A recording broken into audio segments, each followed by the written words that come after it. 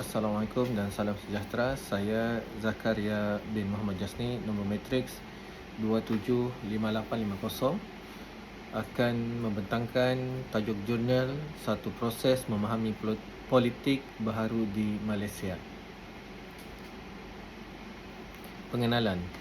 Jurnal yang bertajuk Satu Kajian Proses Memahami Politik Baharu di Malaysia merupakan hasil kerja dan kertas cadangan yang disediakan oleh Syarmin Kurti, Sri Ravanan dan Awang Azman, Awang Pawi daripada Akademi Pengajian Melayu, Universiti Malaya, manakala Zulkarnain Abdul Rahman daripada Fakulti Sastra dan Sains Sosial Universiti Malaya. Ulasan kandungan artikel. Perbincangan dalam jurnal ini adalah untuk memberi gambaran berkenaan pentingnya untuk kita sebagai rakyat Malaysia mengetahui proses memahami politik bahasa di Malaysia. Dalam jurnal ini juga memaparkan proses memahami politik baharu di Malaysia dan kronologi bagaimana politik baharu wujud di Malaysia. Dalam kajian ini, penulis menggunakan kaedah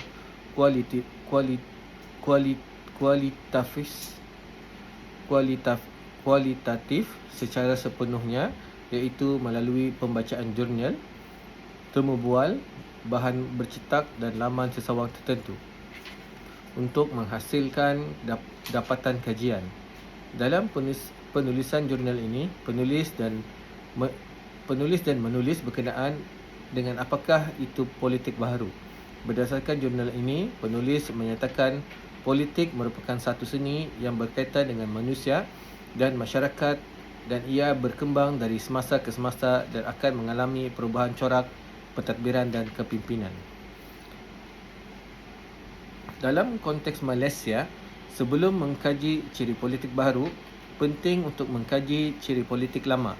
Penulis jurnal ada berkongsi berkaitan politik lama daripada pelbagai sudut dengan menjadikan Flanagan dan Lee tahun 2003 sebagai rujukan. Antara pertama yang dijelaskan oleh Flanagan dan Lee 2003 adalah politik identiti, yang mana lebih fokus kepada kesetiaan, penghormatan, tanggungjawab. Kedua politik identiti ini mempunyai kepercayaan yang tertentu yang kuat sehingga sukar untuk menerima idea dan budaya yang lebih baharu. Manakala perkara ketiga ialah amat berhati-hati dan bersifat analitikal dalam proses perubahan, berbanding politik baharu yang lebih bersedia membawa perubahan. Ia boleh dilihat dalam negara yang membangun dan ia juga dikenali sebagai politik hybrid. Penulis jurnal juga ada berkongsi berkenaan dengan jenis-jenis politik dan butiran mengenai bersumberkan Ismail dan Daud tahun 2016. Jenis-jenis politik yang disenaraikan ialah politik pembangunan, politik perkauman, politik dominasi dalam institusi, politik ketakutan dan politik feudal. Kesemua ini dapat dilihat dalam konteks Malaysia dari segi pengalaman politik identiti atau dikenali sebagai politik lama. Manakala politik baru meliputi segenap aspek daripada pemimpin, media sosial, masyarakat sivil dan sebagainya. Penulis ada berkongsi tulisan daripada Curry 2017 yang menerangkan bahawa politik baru mengambil kira dua konteks, iaitu ekonomi dan pekerjaan dalam sesebuah negara. Beliau juga menjelaskan bahawa kesan dan faktor pekerjaan ini berupaya membawa kepada politik baru dalam sesebuah negara. Penulis jurnal berpendapat politik baru merupakan satu proses yang berterusan. Penulis juga ada berkongsi pendapat Matro Paulo 2019 yang menyatakan politik baharu ini mengambil kira penglibatan belia dalam konteks politik, persekitaran, hak rakyat dan sebagainya. Selain itu, politik baru ini boleh ditambah baik dari setiap aspek yang ditinggalkan oleh senario politik identiti. Penulis jurnal ada mengupas berkenaan bila politik baru bermula dan penulis menyatakan menurut Arsyad dan Muhammad Noor 2018, politik baru bermula pada PRU 1999. Pada waktu itu, Malaysia dalam fasa menghadapi kegawatan ekonomi. Dan yang kedua, masalah pertembungan Anwar Mahathir yang dianggap sebagai Anwar Saga. Seterusnya, menurut Muhammad Noor 2009, gelombang PRU yang berlaku pada tahun 2004 adalah anjakan daripada keputusan PRU 1999, yang mana keputusan PRU pada tahun 2004 memperlihatkan perubahan yang cuba dibawa pada tahun 1999 gagal kerana beberapa faktor tersebut termasuk faktor tersebut pertukaran pucuk pimpinan. Selain itu, penulis ada menyatakan bahawa gabungan Parti PAS dan DAP merupakan satu sejarah yang berjaya dilakar oleh Datuk Anwar Ibrahim. Walau bagaimanapun, menurut Kasim dan Ahmad tahun 2002, kedua-dua parti ini tidak bekerjasama kerana mempunyai fahaman yang berbeza. Penulis ada menyatakan aktiviti demonstrasi bersih dan juga indraf boleh dikategorikan sebagai sebahagian gelombang politik baru. Masyarakat sivil pada ketika itu membuat demonstrasi jalanan ketika Anwar Ibrahim dibekas bagi menunjukkan rasa tidak puas hati terhadap pemerintahan. Seterusnya, penulis ada berkongsi pendapat bahawa media sosial merupakan salah satu yang memberi impak yang lebih signifikan kepada semua pengundi untuk menentukan keputusan mereka. Maklumat yang tertentu dapat disebarkan kepada rakyat dengan kadar yang lebih cepat dan efisien. Penulis menyatakan, menurut tulisan Tan tahun 2010, perkembangan media sosial bermula sejak zaman pemerintahan Tun Dr. Mahathir dan telah tersebar luas sewaktu pentadbiran Abdullah Ahmad Badawi.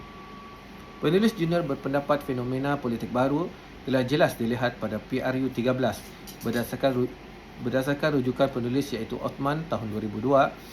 Desakan dan penglibatan masyarakat sivil dalam proses demokrasi dalam negara sudah mula berkembang kepada fasa yang lebih baik. Selain itu, penulis juga ada menyatakan berkenaan rakyat berpendapat Plan Satu Malaysia, iaitu suatu rancangan yang dibawa oleh Datuk Seri Najib Razak yang dengan jenama Satu Malaysia, iaitu pembahagian bantuan mengikut umur rakyat, merupakan satu usaha pihak kerajaan untuk mengekalkan tampuk pemerintahan ketika itu. Dalam jurnal ini juga, penulis ada menyatakan penyokong kepada politik baharu ini adalah di kalangan masyarakat sivil. Ekoran sering mengikuti aktiviti tertentu dan banyak memperolehi maklumat dan mempelajari dengan lebih jelas dan mendalam. Penulis menjadikan tumbuhan individu kepada M.A. Yusof sebagai rujukan yang menyatakan perspektif beliau kepada masyarakat sivil merupakan suatu komponen utama untuk politik baru dan dilihat bagaimana pemimpin di kalangan orang muda telah wujud. Dalam jurnal ini juga, penulis berkongsi berkenaan tulisan Abdullah tahun 2016 dalam suatu laman sesawang, Malaysia memerlukan politik baru kerana terdapat 4 komponen utama yang dapat memberikan penjelasan dan penerangan yang lebih mendalam. Beliau menjelaskan bahawa pembawaan politik baru ini dapat melahirkan suatu budaya politik yang mampu melahirkan amalan demokrasi yang lebih matang, progresif dan responsif dalam menjalankan tanggungjawab yang diberikan. Bukan itu sahaja, politik keilmuan, kebijaksanaan, perkhidmatan dan rangka kerja baharu perlu diubah seiring dengan politik baharu. Inovasi yang baru akan wujud dalam rangka kerja tersebut yang dinampakkan sebagai inovasi dalam demokrasi. Secara jelas, politik baru ini merupakan platform rakyat untuk membuat pilihan kerana politik baru ini mampu melahirkan masyarakat dengan pemikiran yang lebih baharu, berasaskan kepercayaan kepada Tuhan, budaya, ilmu, tamadun pertubuhan, keadilan dan konteks ekonomi dan sebagainya. Pendapat dan cadangan. Saya sebagai pengulas berpendapat kajian penulis berkenaan dengan isu politik baharu dapat mencapai objektif di mana menerusi penulisan jurnal ini, pembaca dapat memahami berkenaan dengan apakah itu politik baharu, termasuk perbezaan politik identiti lama dengan politik baharu. Metodologi yang diguna pakai juga adalah bersesuaian dan dicadangkan sekiranya berkemampuan dan diberi ruang untuk menemu bual individu di kalangan ahli politik yang terlibat secara langsung untuk mendapat maklumat yang lebih tepat. Kesimpulannya tentang politik baharu, terutamanya dalam konteks Malaysia, ialah perubahan dan evolusi adalah sebahagian semula jadi dalam proses politik. Politik baharu mencerminkan perubahan dinamik dalam masyarakat dan tuntutan untuk penyesuaian dalam sistem politik. Dalam beberapa tahun kebelakangan ini, Malaysia telah menyaksikan beberapa perubahan penting dalam politiknya. Perubahan ini termasuk perubahan dalam kepimpinan politik, kemunculan parti politik baharu, peralihan dalam peta politik, serta tuntutan untuk lebih ketulusan, accountability dan kemasukan politik masyarakat.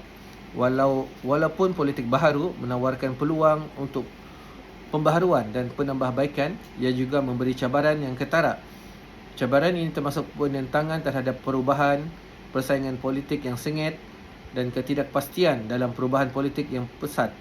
Adalah penting untuk pemimpin politik, pihak berkepentingan dan masyarakat secara keseluruhannya bekerjasama bagi menghadapi cabaran dan mengeksploitasi peluang sedia ada untuk membina masa depan politik yang lebih baik dan mampan. Sekian, terima kasih.